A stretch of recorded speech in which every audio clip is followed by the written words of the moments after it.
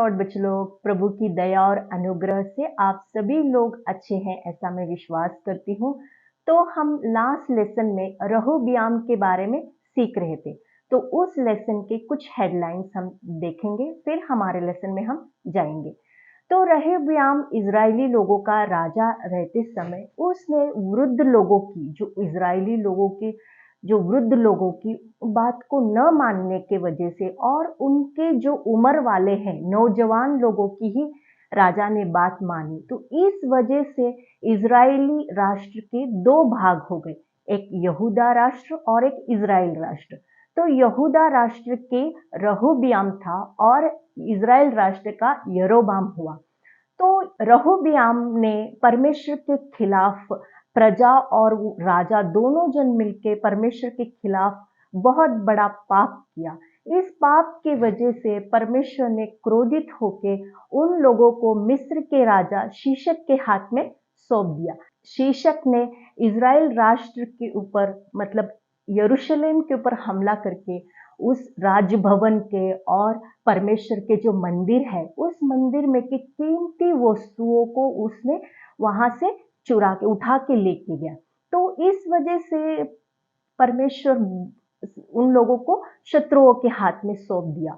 और जब शमया नबी ने उन लोगों को, तुम लोग और राजा मिलके परमेश्वर के खिलाफ पाप कर रहे, ये सारे बातों को चेतावनी दिया, उन लोगों को जताया, उनके पाप को दिखाया, तब राजा ने उन मन से ही अपने पाप को मान लिया और वो परमेश्वर के सामने प्रजा और राजा दोनों जन नम्र हो गए। इस नम्रता के कारण परमेश्वर ने, जो दयावंत है, करुणावंत है, परमेश्वर ने फिर से एक बार राजा को दया करके, माफ करके उसके राज्य को पूरे नाश से बचा लिया।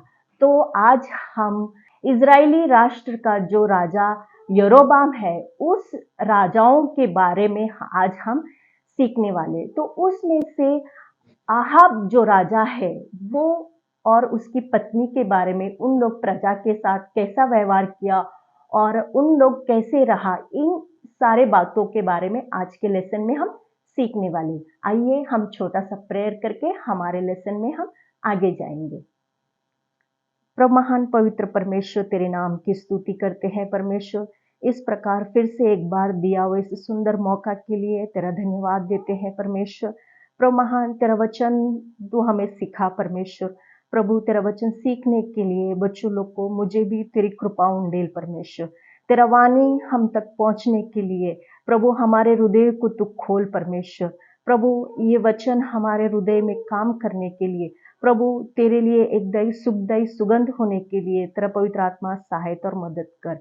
एक मन एक चित्त होके तेरे वचन को ग्रहण करने के लिए तेरा पवित्र आत्मा सहायता और मदद कर। आगे का सारा समय तेरे हाथों में सौंपते हुए यीशु के पवित्र नाम से मांगते पिता, आमीन। Lesson number 12, Ahab. तो बाइबल भाग में से पहला राजा 16 अध्याय का 28 से 32 वचन तक, पहला राजा 22 अध्याय का 23 से 40 तक और पहला राजा 18 अध्याय का 17 से 40 वचन तक और 21 अध्याय, इन सारे अध्यायों में आप अच्छी तरह से पढ़ने से आपको आहाब के बारे में आपको समझ में आएगा। तो इंग्लिश में फिर से एक बार रिपीट करती हूँ। First king chapter 16 verse 28 to 38, first king chapter 22 verse 33 to 40, chapter 18 verse 17 to 40 and chapter 21। इन सारे अध्यायों को पढ़ने से आपको समझ में आएगा। तो हमेशा की तरह आज का हमारा मेमोरी वर्स हम देखेंगे। भजन संगीता 50 का 22 वचन। हे परमेश्वर को भूलने वालों, यह भली भांति समझ लो, कहीं ऐसा ना हो कि मैं तुम्हें फाड़ डालूं और कोई छुड़ाने वाला न हो। Psalm 50:22. Now consider this, you who forget God, lest I tear you in pieces and there be none to deliver. तो आइए हम आज इस लेसन के मुख्य उद्देश्य, कुछ 2 पॉइंट्स है वो हम देखेंगे। सबसे पहला है कि परमेश्वर की आज्ञाओं को न मानने की वजह से और परमेश्वर के खिलाफ एक दुष्टता का काम करने की वजह से उन लोगों के ऊपर परमेश्वर का भारी दंड आएगा। और नेक्स्ट नंबर 2 है कि मन फिराव के लिए परमेश्वर ने बहुत मौका देने के बावजूद भी उस मौका को हम खो जाने से या इनकार करने से हमारे ऊपर, खुद के ऊपर हम परमेश्वर का दंड हम लोग ओढ़ के लेंगे, मतलब हमारा अंत बहुत भयानक हो जाएगा। तो देखिए, इस लेसन जो आहाब राजा ने, परमेश्वर ने उसको बहुत बार मौका देने के बावजूद भी उसने वो अपॉर्चुनिटी को, वो मौका को उसने किस प्रकार से खोया है, इस लेसन में आज हम ये बातें सीखने वाले हैं। तो हमने लास्ट लेसन में देखा था कि इजराइल दो भाग में बांटा गया, एक यहूदी राष्ट्र और एक इजराइल राष्ट्र। तो यहूदी राष्ट्र का रहोबियाम के बारे में हमने पिछले लेसन में सीखा था। तो आज इजराइल राष्ट्र के जो राजाएं हैं उन लोगों के बारे में सीखते सीखते आहाब के बारे में भी हम सीखने वाले हैं। तो ये जो इजराइल राष्ट्र का राजा तो यरोबाम है, वो यरोबाम ने अपना सारा डेरा इजराइल में बसाया, मतलब अपना सारा घर वर, सारा राजभवन वगैरह उसने एप्रेमी पहाड़ी देशों में बसाया और उधर लोगों को वहां पे वो चलाने लगा।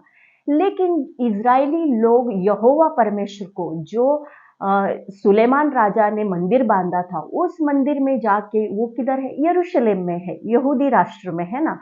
तो उन सारे लोग, जो इजराइल के सारे लोग परमेश्वर को बलि अर्पण करने के लिए, आराधना करने के लिए, उन लोग किधर जाते थे, यहूदी राष्ट्र में जाते थे। मतलब इजराइल के राष्ट्र के सारी प्रजा लोग यहूदी राष्ट्र में जाके वहां पे बलि अर्पण करते थे।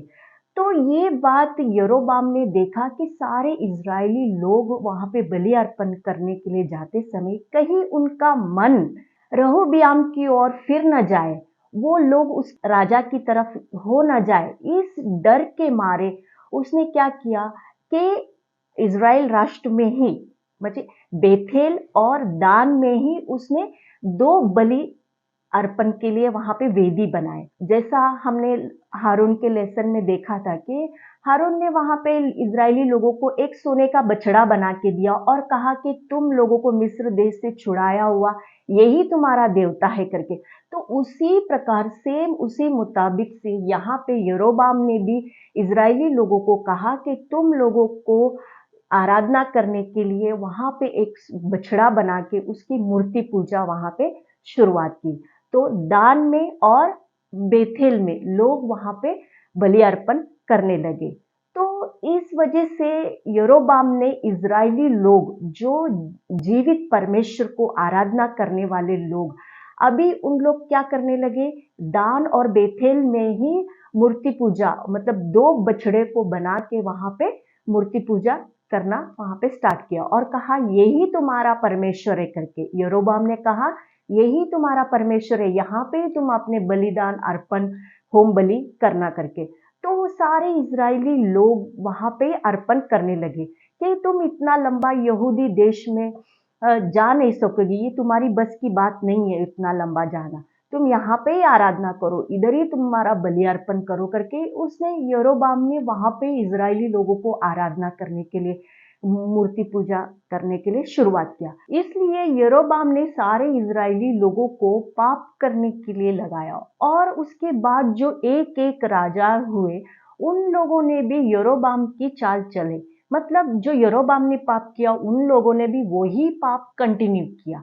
तो इस प्रकार से तो 1 2 3 4 5 छठवां राजा जो है ओम्रेम, उस राजा ने भी यरोबाम की चाल चला और यहोवा की दृष्टि में जो बुरा था वही वो काम किया। तो अभी हम देखेंगे कि जैसा उदाहरण के तौर पे, जैसा बाप है वैसा पुत्र भी, मतलब जब बाप अगर वकील है तो बेटा भी वकील बनता है। हम नेचुरली बोलते हैं ना, देखो उसके पिता टीचर है तो वो भी टीचर बन गया। लेकिन यहाँ पे अमरोन ने क्या किया, तो उसने परमेश्वर के खिलाफ बहुत बड़ा पाप करके एक दुष्ट राजा, मतलब यरोबाम की चाल चला है। तो उसका जो पुत्र है आहाब राजा, उसने भी क्या किया, उसी उसकी पिता के मौत के बाद उसने भी वही चाल चलन अपनाया। उसने भी परमेश्वर को, इजरायली लोगों को ये बात मालूम था कि अपने परमेश्वर को छोड़, जो मूसा ने 10 आज्ञा दिया था, उस आज्ञा में से सबसे पहला है, उन लोग को मालूम है कि अपने परमेश्वर जीवित यहोवा को छोड़ अन्य देवताओं की उपासना नहीं करना चाहिए। ये बातें मालूम होने के बावजूद भी इजरायली लोग और राजा लोगों ने ये परमेश्वर के खिलाफ बहुत बड़ा पाप किया।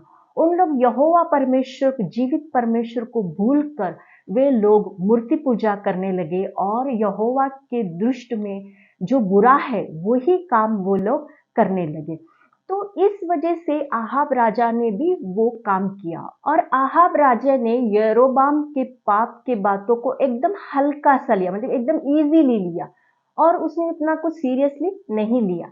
इस वजह से उसने सोचा कि मैं एक अन्य जाति स्त्री से विवाह करने से क्या फर्क पड़ेगा, तो इसलिए उसने एक अन्य जाति स्त्री, मतलब जो सिदोनिया के राजा एतबाल की बेटी जो इजबेल है, उससे उसने विवाह किया। तो बच्चों लोग, हमने देखा ना सुलेमान के लेसन में कि सुलेमान राजा जो एक इजरायली व्यक्ति होने के बाद उसने अन्य जाति स्त्री से विवाह करने के बाद उस अन्य जाति स्त्रियों ने उसका मन परमेश्वर की ओर से फेर के एक मूर्ति पूजा की ओर लगाया बुढ़ापे में। तो यहाँ पे भी आहाब राजा ने भी वही गलती दोहराया। उसने भी एक अन्य जाति स्त्री से विवाह करने के बाद तो उसने भी क्या किया हम देखेंगे। उस इजबेल जो स्त्री है वो अपने घराने में वो मूर्ति पूजा, वो यहोवा परमेश्वर, जीवित परमेश्वर को नहीं जानती थी। वो विवाह करके आने के बाद यहाँ पे भी आहाब राजा को भी उसने मूर्ति पूजा सिखाया और वो खुद मूर्ति पूजा करने लगी। आहाब राजा ने शमरोन में बाल देवता के लिए एक बड़ा भवन बनाया और एक बड़ी वेदी भी बनाया और अश्तेरा देवी के लिए एक बड़ा स्तंभ पोल खड़ा किया। तो इस प्रकार से वो सारे इज़राइल के राजाओं में से सबसे बढ़कर उसने पाप किया और यहोवा परमेश्वर को क्रोध दिलाने वाला काम किया। तो इस प्रकार से वो सारे इज़राइली राजाओं में से एक दुष्ट राजा, विकेड किंग ऐसा माना जाता है। तो बच्चों लोग, हमने शाऊल के लेसन में देखा था कि इज़राइल के लोगों ने क्या मांगा, अन्य जाति की तरह एक राजा मांगा था। तो वे लोग शमूएल के पास आके बोलने लगे कि हमको अन्य जाति की तरह एक राजा चाहिए। तो इस बात को लेकर वो परमेश्वर के सामने रखते समय परमेश्वर ने कहा कि इज़राइली लोग, मैं उनका राजा नहीं, उनको अन्य जाति की तरह एक राजा चाहिए तो उनको दे दे, लेकिन इसकी अच्छाई और बुराई, उसके फायदे और नुकसान दोनों का उनको चेतावनी दे। तो ये बातें बताने के बावजूद भी उन लोगों ने राजा मांगा। तो वो बातें क्या थे कि राजा लोग होने आने के बाद आप लोगों को किस प्रकार से चलाएंगे, आपके ऊपर किस प्रकार से हुकूमत करेंगे। तो यहाँ पे आहाब राजा ने जो काम किया वो परमेश्वर ने पहले ही चेतावनी के तौर से बताया था कि इज़राइल के ऊपर अगर राजा होगा तो वो राजा लोग किस प्रकार से प्रजा को बुरी बातों में चलाएंगे। ये बातें परमेश्वर जानते हुए उस समय शमूएल के पास वो सारी चेतावनी दिया था। अभी इज़राइली लोगों को उसका नुकसान उठाना पड़ रहा है। अभी आहाब राजा इज़राइली लोगों को मूर्ति पूजा के मार्ग में उनको चला रहा है। तो आहाब के समय में ये एलिया एक ये नबी था। नबी बोलने से परमेश्वर के पास से जो मिला हुआ वचन है, जो बात है, वो राजा हो, प्रजा हो, उन लोगों को न डरते हुए, न घबराते हुए जो परमेश्वर की आलोचना है वो बिंदास बोलने वाले ये नबी लोग रहते हैं। तो उसी मुताबिक उस समय में एलिया एक नबी था और उसने आहाब राजा के सामने आके उसने कहा कि इस वर्ष में मेह न बरसेगा और ना बारिश होगी, मतलब इस वर्ष में अकाल पड़ेगा। तो इस प्रकार से उसने वहां पे बात बोलने के बाद आहाब राजा हमेशा एलिया से डरता था, क्योंकि वो कहता था कि ये जो भविष्यवक्ता ये हमेशा मेरे विषय में बुरा ही समाचार लेकर आता है, इसके लिए वो बोलता है कि मैं एलिया मेरे सामने नहीं आना। तो उस वर्ष में बहुत अकाल पड़ा, मतलब इजरायली लोगों को, प्रजा के लोगों को भी खाने के लिए बहुत ही मुश्किल परिस्थिति था। तो एक यहाँ पे राजा का काम होता है कि अपनी प्रजा का पालन पोषण करना, प्रजा की देखभाल करना। लेकिन यहाँ पे आहाब और इजबेल जो रानी है उसने क्या किया, 450 जो बाल देवता के नबी लोग हैं उनकी और अश्तेरा देवी के जो नबी लोग हैं 400, ये 450 और 400 ऐसे कुल मिला के 850 नबी लोगों का वो पालन पोषण करती थी। बल्कि वो अकाल का समय होने के बावजूद भी आहाब और इजबेल ये एक मूर्ति पूजा के नबियों की वो उनकी पालन पोषण करते, मेज के साथ उन लोग खाया पिया करते थे। तो इस प्रकार से वे दोनों जन नबी लोगों का पालन पोषण करते समय, और यहाँ पे एलिया ये अकेला ही परमेश्वर यहोवा परमेश्वर की ओर से ये अकेला ही नबी रह गया था। तो वो फिर भी उन लोगों से वो डरा नहीं। परमेश्वर की जो आलोचना है, परमेश्वर की जो बात है, और जो आहाब और इजबेल जो उनके बुरे काम है उनके कामों को वो बार बार प्रकट करता था और वहां पे चेतावनी देता था कि मन फिरो, ये बात छोड़कर परमेश्वर की ओर मुड़े। वो बिल्कुल डरता नहीं था। तो फिर एलिया भविष्यद्वक्ता जो परमेश्वर का संदेश देने वाला, और उसने सारे इजरायली लोगों को और राजा आहाब को भी करमेल पहाड़ के ऊपर सब लोगों को बुलाया। तो बच्चे लोग अभी हम देखेंगे यहाँ पे करमेल पहाड़ के ऊपर सब लोगों को बुलाने के बाद एलिया कह रहा है कि तुम कब तक दो विचारों में लटके रहोगे। मतलब वहां पे दो प्रकार के झुंड के, एक यहोवा के पक्ष में रहने वाले लोग थे कुछ, और कुछ बाल देवता की उपासना करने वाले लोग थे। तो ये दोनों के बीच में सच्चा परमेश्वर कौन है करके ये बात साबित करने के लिए एलिया ने कहा कि हम एक वेदी के ऊपर आप लोग बलि अर्पण करना। जो सच्चा परमेश्वर है स्वर्ग में से आग उतार के उस वेदी को कबूल करेगा वो ही सच्चा परमेश्वर ठहरेगा। ऐसे इस बात उधर लोगों को बताने के बावजूद सब लोग हाँ इस बात को माने और तैयार हो गए, ठीक है ये अच्छी बात है। तो इसी प्रकार से एलिया ने कहा मैं तो परमेश्वर के पक्ष में अकेला ही संदेष्टा रह गया हूं, और जो बाल के 450 संदेष्टे हैं उन लोगों को पहला करने दीजिए। तो उनको पहला प्रेफरेंस दिया। तो फिर बाल के जो नबी है 450 संदेष्टे, उन लोगों ने एक वेदी बनाया। वेदी बना के उसके ऊपर लकड़े रख के और एक पशु को वहां पे बछड़े को अर्पण करके उस होम अर्पण वेदी के ऊपर रख दिया। और वे लोग जोर जोर से प्रार्थना करने लगे, बाल देवता की प्रार्थना उपासना करने लगे, जोर जोर से चिल्लाने लगे, पुकारने लगे। भोर से लेके दोपहर तक हो गया लेकिन फिर भी कोई उत्तर नहीं आया, कोई जवाब उनको नहीं मिला। तो ये बात देख के एलिया ने उनकी ठट्टा भी उड़ाया, कहा कि है ऊंचे शब्द से कहो, कदाचित वो सो रहा होगा, ध्यान कर रहा होगा, किधर यात्रा में गया होगा। ऐसे करके एलिया ने उन लोगों को और भी चेताया। फिर भी वो लोग जोर जोर से और भी पुकारने लगे, बाल देवता के नबी लोग। उन लोग अपने आप को तलवार से अपने शरीर को मारने लगे। फिर भी कोई भी जवाब नहीं आया। तो वो शाम तक वो थक गए और कहा कि अभी आपकी बारी।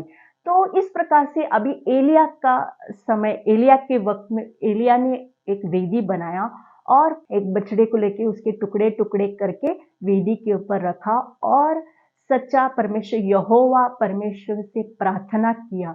और परमेश्वर ने तुरंत स्वर्ग से आग उतार के उस सारे वेदी को पूरा भस्म किया।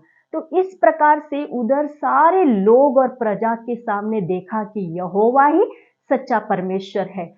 इस बात को सारे लोगों ने कबूल किया। लेकिन आहाब राजा ने ये बात को मानने के लिए वो तैयार नहीं था। तो वो बोला कि बाल ही सर्वशक्तिमान परमेश्वर नहीं है, ये बात को मानने के लिए वो राजी नहीं था। और इजबेल जो परमेश्वर के नबी लोगों को मार डालने के लिए हमेशा वो मौका को ढूंढते रहती थी, और वहां से वो एलिया चले गया। तो बच्चे लोग आप लोगों को मैं एक उदाहरण बताती हूँ। आपके जो ग्रैंडफादर ग्रैंड मदर रहते हैं उन लोगों ने आप लोगों को कुछ गिफ्ट कुछ चीज आपको दिए हुए रहते हैं। तो कुछ लैंड हो या घर हो, तो आप लोग उसको बहुत अच्छी तरह से संभाल के रखते हैं। कोई अगर आपको मांगने से भी आप उनको जल्दी से देने के लिए आप तैयार नहीं होते। ये मेरे ग्रैंडफादर का निशानी है, मैं उसको देखभाल करता हूँ करके आप बोलते हैं। तो उसी मुताबिक से नाबोत जो इज़राइल में का एक सभ्य व्यक्ति, एक इनोसेंट व्यक्ति था, तो उसको भी एक अपने पुरखाओं से मिला हुआ एक लैंड था, जो वो दाख की बारी करके वो ज़मीन को दाख की बारी वहाँ पे लगा के उसकी परवरिश करता था, देख-रेख करता था और उसी पे उसका गुज़ारा चलता था। तो इसके लिए वो जो है दाख की बारी वो किधर था? शमरोन शहर के जो आहाब राजा के पैलेस के म्हणजे आहाब राजा का राजमहल के बाजू में ही था। तो एक दिन आहाब राजा वहां से गुजरते समय उसने नाबोत की दाख की बारी को देखा कि ये बहुत ही अच्छा है और इसमें बहुत सारे फल फूल लगे हुए हैं। तो उसका मन उस पे आ गया और कहने लगा कि इस दाख की बारी को मैं साग पात की बारी, साग पात की सब्जी का मैं खेत बनाऊंगा। मतलब साग पात बोलने से वेजिटेबल लैंड, मतलब हरी सब्जियों का बाग बनाऊंगा इसको। तो इसके लिए उसने नाबोत से कहा कि तेरा जो दाख की बारी है वो मुझे दे दे, मैं उसके बदले तुझे एक अच्छी जमीन दे दूंगा, या तुझे चाहिए तो मैं उसके बदले जो तू कीमत करेगा वो मैं कीमत उसको दे दूंगा करके कहा।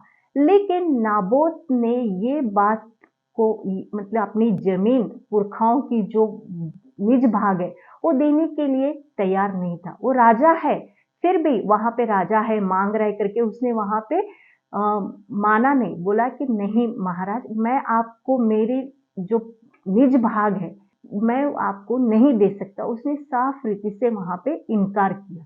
तो आहाब राजा ने ये बात सुन के उसको बहुत बुरा लगा और वो बहुत उदास हो गया कि मैं इज़राइल का राजा होने के मैंने नाबोत की बारी को मांगने से भी वो देने के लिए इनकार किया। तो ये मन ही मन वो दुःख के कारण वो जाके अपने महल में वो लेटा रहा, कुछ खाया-पिया नहीं। तो फिर इज़बेल रानी ने देखा कि महाराज बहुत उदास होके वो लेटे हुए रहे, तो फिर महारानी ने पूछा क्या बात है? तो महाराज ने नाबोत के बारे में सारी बातें बता दिया वर्णन करके। तो वो इज़बेल रानी ने कहा कि महाराज आप तो इज़राइल के राजा हैं, वो आपका ही स्वाधीन हो जाएगा, आप निश्चिंत रहिए करके। तो ये बात कह के इज़बेल रानी जब बाहर आके उसने एक मन में एक प्रणालिका, एक योजना बनाया कि उसने महाराज की जो चिट्ठी रहती है उस पर महाराज की अंगूठी का मोहर लगवा के और उस जो नाबोद रहने वाले उस नगर में जो उसके अड़ोस-पड़ोस जो पुरनिये हैं और रईस लोग हैं, उन लोगों के पास ये चिट्ठी भेजकर और 2 साक्षी झूठे गवाहों साक्षीदारों को खड़ा करके उसने ये कहा कि नाबोद ने परमेश्वर के खिलाफ और राजा की निंदा की। इस प्रकार से उसने वहां पे साक्षीदारों को खड़ा किया और उस नगर के रहने वाले सारे लोगों ने नाबोद को नगर के बाहर लेके जाके उसको ये सब बातें पूछ के उसके ऊपर क्या किया, पथरवाह किया, बहुत उसको मार पीट के और वो नाबोद निर्दोष निरपराधी व्यक्ति वहां पे मारा गया। तो फिर जब इजबेल रानी को ये समाचार मिला कि नाबोद अभी मर गया, तो उसने तुरंत जाके आहाब राजा से कहा कि तू उठ, उदास मत हो, क्योंकि नाबोद की दाख की बारी को अपने स्वाधीन कर ले, क्योंकि अभी नाबोद मर गया, जिंदा नहीं है। इस प्रकार से कहने से आहाब राजा आनंद के साथ उठ के वो नाबोद की दाख की बारी को अपने स्वाधीन कर लिया। तो देखा बच्चों लोग, ये बात तो किसी को भी मालूम नहीं है, लेकिन यहोवा परमेश्वर ये बातें सारी बातें देख रहा था और ये परमेश्वर ने बहुत दुख हो गया, उसको बहुत क्रोध आया कि इजबेल ने एक निरपराधी, मतलब जिसने कुछ निर्दोष व्यक्ति को उसने मार डाला। इसके लिए परमेश्वर ने आहाब राजा के ऊपर न्याय, परमेश्वर का जो न्याय है वो अपने एलिया संदेष्टा के द्वारा, नबी के द्वारा उन लोगों तक वहां पे पहुंचाया। तो एलिया ने भी परमेश्वर की बात आज्ञा को मानकर उसने जाके नाबोत की खेती में ही आहाब राजा से मिला और कहा कि देख, तू तो एक निरपराधी को मारकर उसकी दाख की बारी को अपने स्वाधीन कर लिया। इसके लिए परमेश्वर ने ये तेरे ऊपर एक न्याय डाला कि जिस स्थान पे नाबोत का लहू कुत्तों ने चाटा, उसी स्थान पर तेरा भी लहू कुत्ते लोग चाटेंगे। तो इस प्रकार से सिर्फ इतना ही नहीं, बल्कि जो आहाब राजा के महल के बाजू में है, उस खेत के पास भी इजबेल को कुत्ते लोग उस खा लेंगे करके। और जितने भी आहाब के घराने के लोग हैं जो नगर में मरेंगे, उन लोगों के देह को कुत्ते लोग खा लेंगे, और जो युद्ध के मैदान में मरेंगे तो उन लोगों को आकाश की पक्षियां खा लेंगे। तो इस प्रकार से एलिया की ये सारी चेतावनी की बातें सुनकर आहाब राजा ने बहुत ही पश्चाताप किया और अपने वस्त्र को फाड़कर और अपनी देह पर टाट लपेट कर और वो उपवास करने के लिए बैठ गया और वो धीमे पांव चलने लगा। तो इस प्रकार से वो यहोवा परमेश्वर के सामने आहाब राजा ने अपने किए हुए गलती के बारे में, तो वहां पे वो क्या कर रहा है, पश्चाताप कर रहा है, मन फिरा रहा है कि परमेश्वर के खिलाफ मैंने इतना बड़ा पाप किया, एक निरपराधी व्यक्ति को मारा करके, उसकी सारी गलतियां वो स्मरण कर रहा है।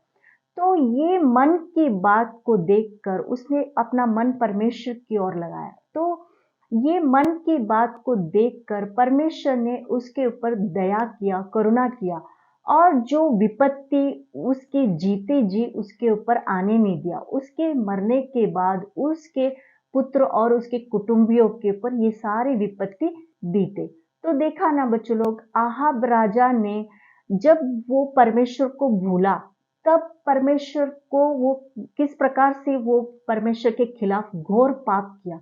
और जब परमेश्वर की न्याय और चेतावनी की बातें सुनकर वो आखिरी में परमेश्वर के पास वो पश्चातापी करने लगा, वो अपना मन परमेश्वर की ओर लगाया हुआ रहा। तो अभी हम देखेंगे कि आहाब राजा के जीवन का अंत किस प्रकार से हुआ। तो फिर आरामी देश बोलने से ये एक सीरिया कंट्री है बच्चों लोग। तो ये सीरिया कंट्री और इज़राइल देश के बीच में हमेशा युद्ध का माहौल बना रहता था। तो एक युद्ध के समय में उसने यहूदियों का राजा, जो उस समय यहोशापात था, उसने वहां पे इज़राइल के राजा ने उससे मदद मांगी कि तू मुझे मदद करने के लिए इस युद्ध में तू सहायता कर। तो यहोशापात राजा ने आहाब राजा को मदद करने के लिए वे दोनों जन मिलकर गिलाद के रामोत पर से उन लोग चढ़ाई किया। और आहाब राजा इस युद्ध के समय में उसने अपना वेश बदल लिया, मतलब एक राजा का वेश में नहीं था, एक मामूली सैनिक के वेश में वो वहां पे युद्ध के लिए गया हुआ था।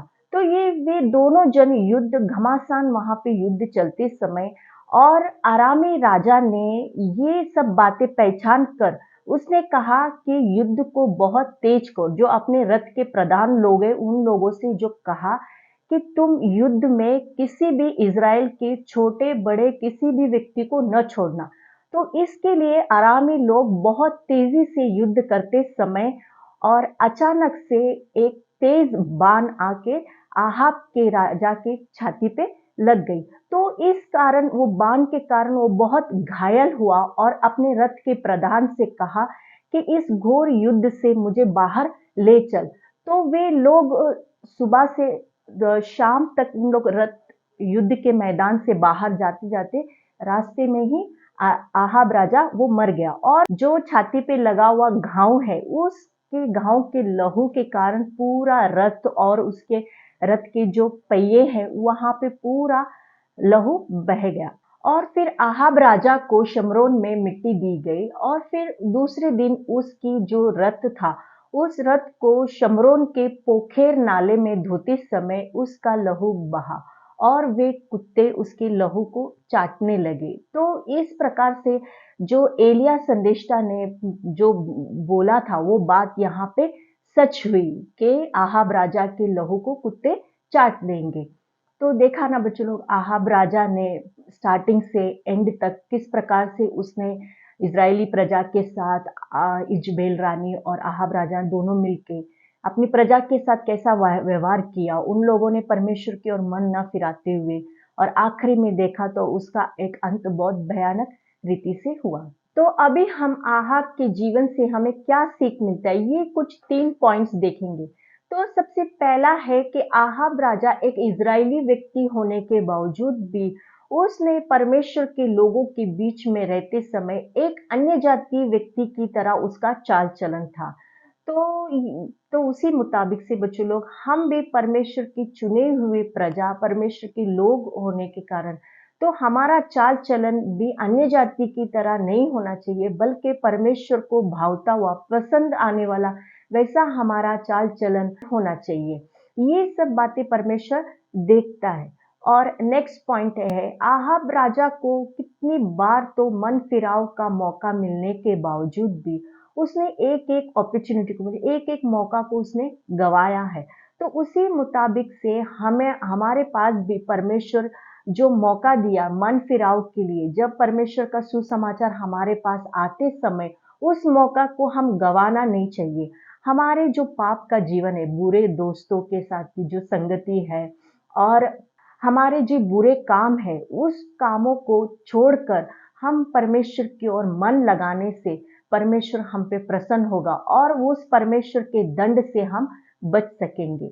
और थर्ड पॉइंट है, जैसा कि हमने देखा कि नाबोद ये एक निरपराधी व्यक्ति था, तो उसने अपनी पुरखाओं की जो जमीन थी, इजरायली लोगों, जो यहोवा परमेश्वर ने इजराइल लोगों को दिया था, उस पुरखाओं की जमीन को उसने बेचा नहीं। राजा ने भी मांगने से, तो उसने देने से इनकार किया।